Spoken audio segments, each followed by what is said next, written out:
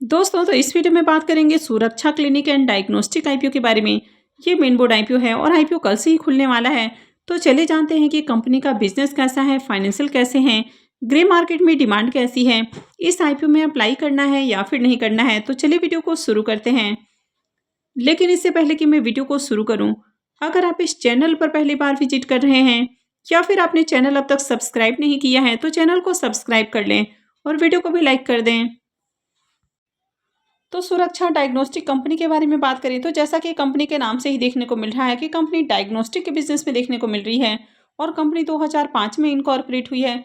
तो ज़्यादा पुरानी कंपनी नहीं है। तो कंपनी पैथोलॉजी, रेडियोलॉजी, टेस्टिंग और मेडिकल कंसल्टेंसी से रिलेटेड सर्विसेज ऑफर करती है। अब जैसे कि आप सब कभी भी अगर बीमार होते हैं तो डॉक्टर के पास जाते हैं। अब जब आप डॉक्टर के पास जाते हैं तो डॉक्टर आपको हो सकता है कि कई बार ब्लड टेस्ट के लिए बोलता है या फिर और भी अगर किसी दूसरी तरह की प्रॉब्लम होती है तो काफ़ी अलग अलग तरह के टेस्ट होते हैं।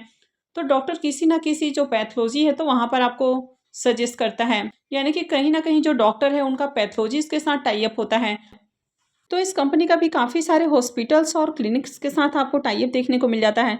अब यहाँ पर कंपनी जो है ये इनकी खुद की भी आपको कंसल्टेंसी सर्विसेज देखने को मिल जाती है, यानी कि इनका खुद का भी क्लिनिक्स है। तो इस कंपनी का एक सेंट्रल रेफरेंस लेबोरेटरीज है और 8 सैटेलाइट लेबोरेटरीज हैं और 215 कस्टमर टच पॉइंट हैं। तो इसमें 49 डायग्नोस्टिक सेंटर और 166 सैंपल कलेक्शन सेंटर्स देखने को मिल जाते हैं। और कंपनी का जो बिजनेस है वो वेस्ट बंगाल, बिहार, आसाम और मेघालय में देखने को मिल जाता है। और ये जो कंपनी है ये बंगाल की कंपनी है। कंपनी ऑनलाइन और ऑफलाइन दोनों तरह से मेडिकल कंसल्टेंसी सर्विसेज देती हुई देखने को मिलती है। तो जो भी पैथोलॉजीज होते हैं वहाँ पर आप खुद जाकर अपना टेस्ट करा सकते हैं या फिर उनके जो लोग होते हैं वे घर से सैंपल कलेक्ट करके भी ले जाते हैं। तो यहाँ पर ये कंपनी भी आपको दोनों तरह से सर्विसेज देती हुई देखने को मिलती है। तो इस कंपनी के पास 120 पोली क्लिनिक्स हैं जिसमें 750 से भी ज़्यादा डॉक्टर्स देखने को मिल जाते हैं।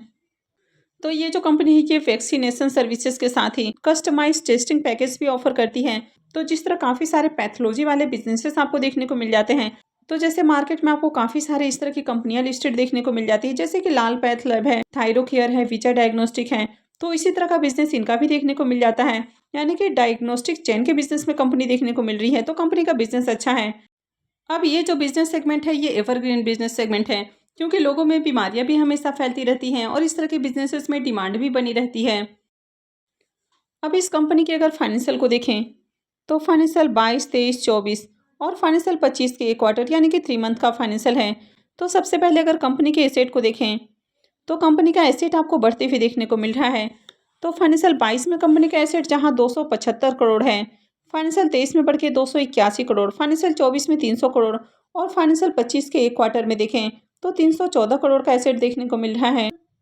कंपनी के अगर रेवेन्यू की बात करें तो फाइनेंशियल 22 में कंपनी का रेवेन्यू जहां 225 करोड़ है, फाइनेंशियल 23 में घट के 193 करोड़ देखने को मिल रहा है और फाइनेंशियल 24 में देखें तो 222 करोड़ है, यानी कि 23 के मुकाबले 24 में रेवेन्यू थोड़ा सा बढ़ा है, लेकिन अभी भी फाइनेंशियल 22 के मुकाबले कम ही देखने को मिल रहा है। और फाइनेंशियल 25 के एक क्वार्टर में देखें तो 61 से 62 करोड़ के अराउंड कंपनी का रेवेन्यू देखने को मिल रहा है। तो कंपनी के रेवेन्यू को देखें तो कंपनी कुछ खास रेवेन्यू नहीं बना पा रही है और इसके जो फाइनेंशियल परफॉर्मेंस है वो पहले के मुकाबले डाउन ही देखने को मिल रहा है। अगर कंपनी के प्रॉफिट की बात करें तो फाइनेंशियल 22 में कंपनी ने जहां 20 से 21 करोड़ के अराउंड प्रॉफिट बनाया है, फाइनेंशियल 23 में देखें तो ये गिरकर मात्र 6 करोड़ देखने को मिल रहा है। तो प्रॉफिट के अंदर बड़ी गिरावट देखने को मिल रही है। और फाइनेंशियल 24 के अंदर देखें तो 23 करोड़ का कंपनी ने प्रॉफिट जनरेट किया है। तो यहाँ पर फिर से देखें तो प्रॉफिट में काफ़ी शानदार उछाल देखने को मिला है। और फाइनेंशियल 25 के क्वार्टर में देखें तो फिर से 7.5 करोड़ से ज़्यादा का प्रॉफिट है। तो कंपनी के प्रॉफिट को भी देखें तो कंपनी कंटिन्यू अच्छे प्रॉफिट भी नहीं जनरेट कर पा रही है, इसमें काफ़ी ज़्यादा अप एंड डाउन्स आपको देखने को मिल रहा है। कंपनी के नेटवर्थ और रिजर्व को देखें तो ये लगातार आपको बढ़ते हुए देखने को मिला है। तो कंपनी के पास अभी देखें तो 176 करोड़ का रिजर्व देखने को मिल रहा है। और अगर कंपनी के कर्ज को देखें तो कंपनी का जो कर्ज है वो लगातार रिड्यूस हुआ है, यानी कि इसके डेट लगातार रिड्यूस होते हुए देखने को मिले हैं।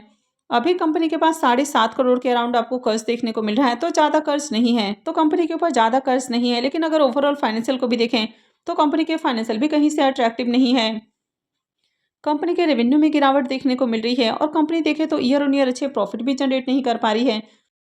अब इस कंपनी के मार्केट कैप की बात करें कि कंपनी किस वैल्यूएशंस के अराउंड आईपीओ लेकर आ रही है, तो ये अब तक देखने को नहीं मिल रहा है।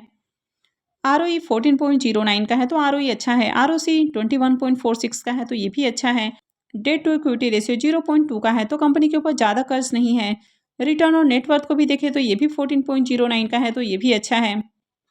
और पैट मार्जिन को भी देखें तो ये भी 10.57 का है, तो ये भी ओके ओके है। अब इस आईपीओ की डिटेल्स की बात करें तो आईपीओ 29 नवंबर से यानी कि कल से ही खुलने वाला है और ये 3 दिसंबर को क्लोज होगा। फेस वैल्यू 2 रुपये पर शेयर है और बुकिंग प्राइस 441 रुपये रखा गया है। आईपीओ में 34 शेयर्स का लॉट है। अब यहाँ पर 2 रुपये के फेस वैल्यू पर 441 रुपये का प्राइस रखा गया है, यानी कि प्राइस वाइज देखें तो आईपीओ काफ़ी ज़्यादा ओवर वैल्यूड प्राइस के ऊपर देखने को मिल रही है, यानी कि कंपनी काफ़ी हाई वैल्यूएशन के ऊपर अपना आईपीओ लेकर आ रही है। तो ये इसमें काफ़ी बड़ा नेगेटिव पॉइंट देखने को मिल रहा है। अगर आईपीओ के साइज़ की बात करें तो आईपीओ 846.25 करोड़ का है और पूरी तरह से आईपीओ भी ऑफर फॉर सेल है।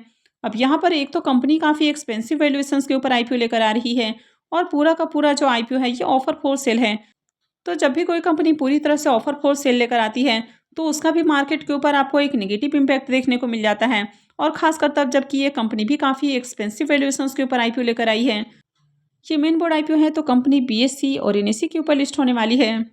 आईपीओ में रिजर्वेशन पोर्शन को देखें तो क्यूआईबीएस के लिए इस आईपीओ में 50% का पोर्शन है, रिटेलर्स के लिए 35% और एचएनआईज के लिए 15% का पोर्शन रखा गया है।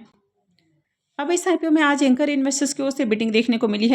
सुरक्षा डायग्नोस्टिक की अगर एंकर लिस्ट को देखें तो आईपीओ के एंकर लिस्ट में टोटल आपको 16 एंकर इन्वेस्टर्स देखने को मिल रहे हैं, तो ज़्यादा एंकर इन्वेस्टर्स नहीं आए हैं। 846 करोड़ का आईपीओ है, यानी कि 850 करोड़ के अराउंड आईपीओ देखने को मिल रहा है। लेकिन अगर नंबर ऑफ एंकर इन्वेस्टर्स को देखें तो बहुत ही कम एंकर इन्वेस्टर्स आए हैं। अगर इसमें म्यूचुअल फंड्स कंपनियों के बारे में बात की जाए तो 7 डोमेस्टिक म्यूचुअल फंड्स ने आईपीओ में 11 स्कीम्स के जरिए पैसे लगाए हैं,